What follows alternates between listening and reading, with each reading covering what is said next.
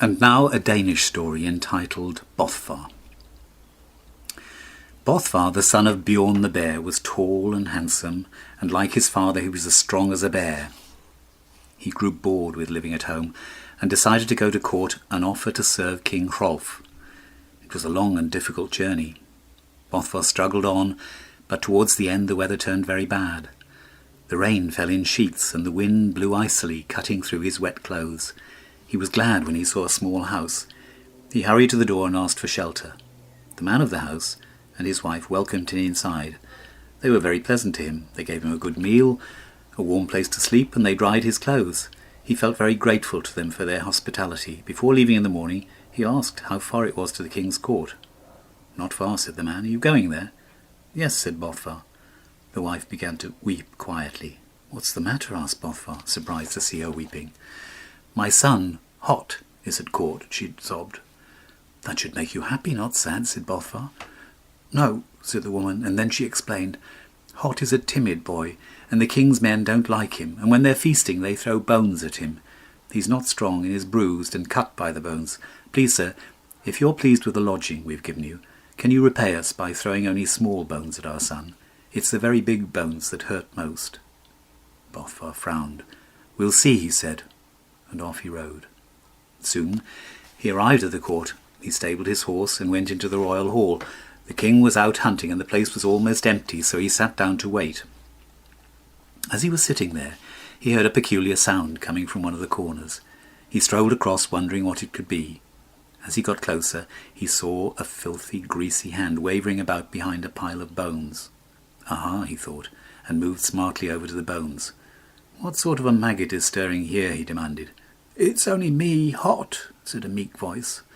"What are you doing, Hot?" asked Bothvar. "Building myself a shield wall." "What for?" "To save myself being knocked black and blue by the bones they throw at me when they've finished eating." "Huh," grunted Bothvar. "This won't do you any good," and he kicked the bone wall to bits. "Oh, well, Bothvar, they'll kill me, I know they will." "We'll see," said Bothvar.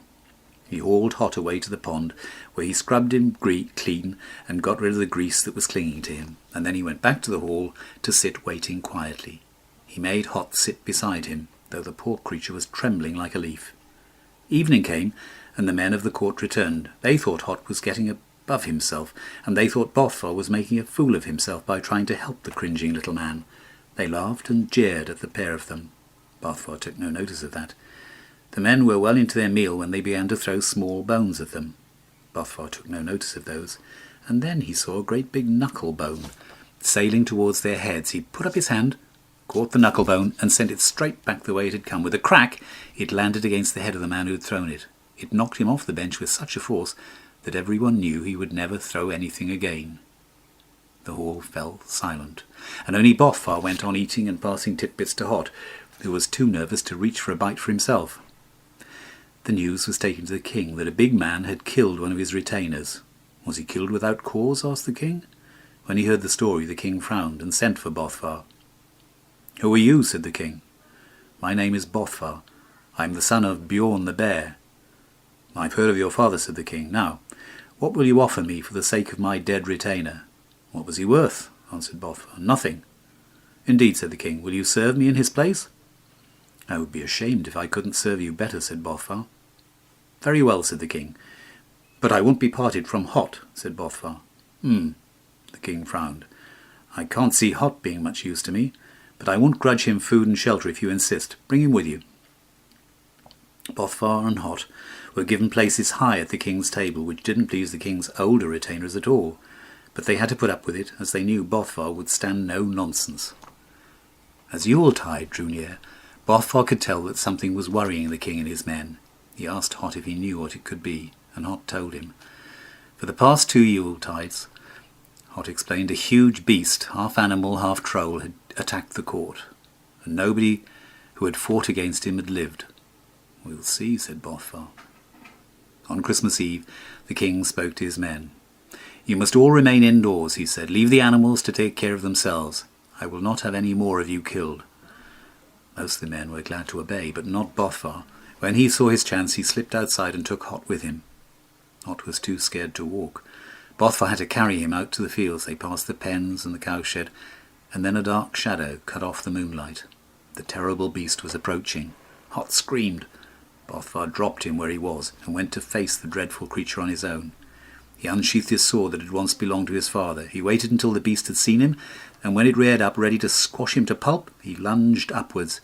He'd chosen his spot carefully, and having allowed the beast to come right up to him, he could aim accurately. He drove the point right into the heart. The beast fell with a loud crash. Before it stopped twitching, Bothvar fetched Hot. "Drink the blood," he ordered. Hot was too scared to disobey and sipped a few drops. "More," roared Bothvar. Hot drank again. "Now," said Bothvar, "you're as strong as the beast was." He spoke so firmly that Hot believed him. "Wrestle with me," commanded Bothvar, and they wrestled for some time, and Hot proved himself to be as good a wrestler as Bothvar. "Now," said Bothvar, "are you still afraid of the king's men?" "No," said Hot, filled with confidence. "Or of you either." "Good," said Bothvar. "Now," he said, "we'll prop up the beast so that it looks as if it's still alive. In the morning—" The king inspected his cattle pens. He was surprised that nothing had been killed or stolen, and while he was in the sheds a messenger, pale with fright, hurried to tell him that the beast was near. "It's too late to run," said the king. He looked around at his men. "Will one of you go to fight it?" "You go, Hot," urged Bothvar. "Show what you can do." "Give me a sword," said Hot. The king was surprised, but he said nothing. He handed Hot the sword he was carrying. It was a good sword, and it was called Gold Hilt. Hot ran out towards the creature. He struck it forcefully, and it fell over. The king's men gasped. "See," shouted Bothvar, "what Hot has done while so many braggarts hung back." Mused the king. "A very fine piece of work, but only part of a story, I think." He turned to Bothvar. "When you first came here," he said, "I knew you were a good and brave man.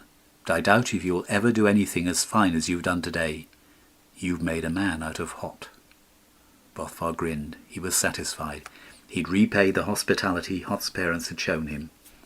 The king changed Hot's name to Hjalta and gave him a gold hilt as a present. Hjalta proved himself to be a brave man. He never took revenge on those who had thrown bones at him, and he was always kind to the weak and the timid. He remained Bothvar's friend for the rest of his life, and sat next to Bothvar at the king's table. Bothvar sat next to the king, and in time he married the king's only daughter, Drifa, and they all lived in great happiness.